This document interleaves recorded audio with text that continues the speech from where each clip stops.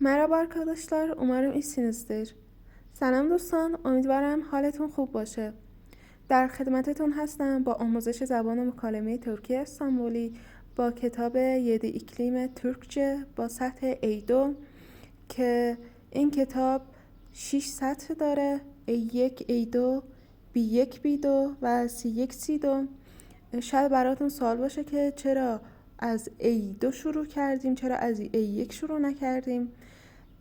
عرض کنم خدمتتون که چون تمام اون قواعد و اون حروف و اون نکاتی که تو A1 هست با توجه به بررسی های من تو A2 هم هست و اگه A2 رو با من خیلی خوب جلو برین و حتما تو خونه تمرین و تکرار داشته باشیم، تمامی نکات A1 رو هم تو A2 براتون خواهم گفت و اگه بعداً برگردین A1 رو به صورت جداگانه واسه خودتون بخونید، متوجه میشین که خیلی از مطالب براتون گفته شده. محتوای این کتاب به این صورته که بیشتر مکالمه محوره، یعنی برای افرادی که میخوان مهاجرت کنن یا سفر برن مکالمهشون رو تقویت کنن، خیلی به دردشون میخوره.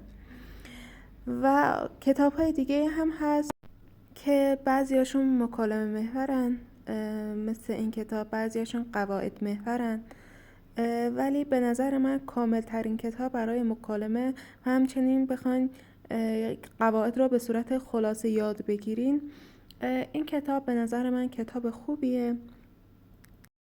نظر من اینه که دوستان برای پیشرفت خودتون حتما این کتاب ها رو تهیه کنید، چون این کتاب کار هم دارن، یعنی هر درس که تموم شد میتونین برین از روی کتاب کارش تمریناتش رو حل کنین، واسه خودتون تمرین و تکرار کنین که واسه پیشرفت خودتونه، بهتون خیلی کمک میکنه و خودتون بررسی کنین. من فعلا درسنامه رو براتون تدریس خواهم کرد، یعنی این کتاب رو، و اگه نیاز دونستین که کتاب کار رو هم تمریناتش رو براتون حل کنم و حالا واقعا نیاز داشتین، میتونین به هم پیشنهاد بدین تو کامنت ها و با توجه اگه رأی اکثریت زیاد بود حتما کتاب کار رو هم براتون تدریس میکنم که بیشتر تمرین و تکرار داشته باشیم.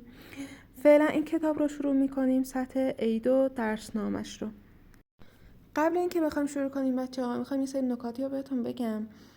اولش اینه که ما بعد اینکه درس رو تموم کردیم، حالا هر فصل و هر درس رو شما حتما برین تو خونه برای خودتون تمرین تکرار داشته باشین، هومورک هاشو حل کنین، کلمه به کلمه برای خودتون معنی کنید و اگه اشکال داشتین درباره اون موضوع تو کامنت ها بهم بگین، سعی میکنم تمامی سوالاتتون رو جواب بدم و اگه اون جوابی که بهتون دادم براتون کافی نبود و حس کردین نیاز بیشتر توضیح بدن، یه ویدیو رفشکارم براتون درست میکنم، به روش دیگه براتون توضیح میدم که اونو کامل متوجه بشیم.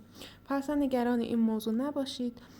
و مسئله بعد اینه که استاد شما یا معلم و دبیر شما فقط یه بخشی از این راه، بخش دیگهش فقط به تلاش شما به هدفمند بودن و استمرار شما بستگی داره، یعنی هر چقدر تلاش کنید اون همه برداشت میکنید.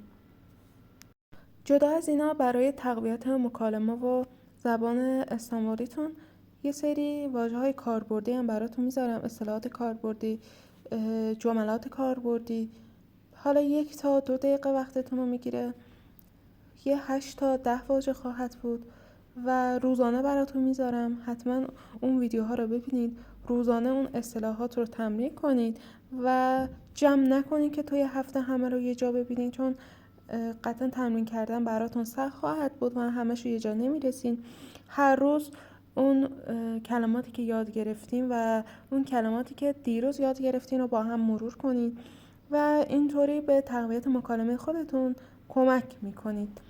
و حتی یه سری اصطلاحات و ضرب المثل ها و جملات انگیزشی هم براتون میذارم به زبان ترکی استانبولی، ترجمه هم میکنم براتون، تدریس هم میکنم، تو ویدیوهای کوتاه بیشتر میذارم که اینا به این صورت بهتون کمک میکنه که مثلا تو مکالمات بخواین از یه ضرب المثل استفاده کنید برای اینکه منظورتون رو خوب برسونید، یا از یه جمله انگیزشی برای روحیه دادن استفاده کنید، و یا اینکه از یه سخن بزرگی استفاده کنید، از یه پندی استفاده کنید. به نظر من براتون خیلی مفید خواهد بود و حتما خوبه که اونا رو به یاد داشته باشین که تو مکالماتتون استفادهش کنید. دوستان، تدریس من به این صورته که من سعی میکنم تون تدریس نکنم، آروم تمامی کلمات رو بهتون بگم، خودم ترجمه کنم، قواعد مهم و کاربردی که براتون مفیده، یه سری کلمات و اصطلاحاتی که براتون مفیده رو میگم. در کنارش گفتم تمامی اون نکاتی که تو سطح A1 براتون تکرار شده رو حتما اونا رو هم بهتون میگم. و اینکه پیشنهادات و انتقادات شما برای من خیلی مهمه، بهم انرژی میده. سعی میکنم اشکالات خودم رو برطرف کنم که بتونم به نحو احسن کمکی داشته باشم بهتون و به نسل‌های آینده.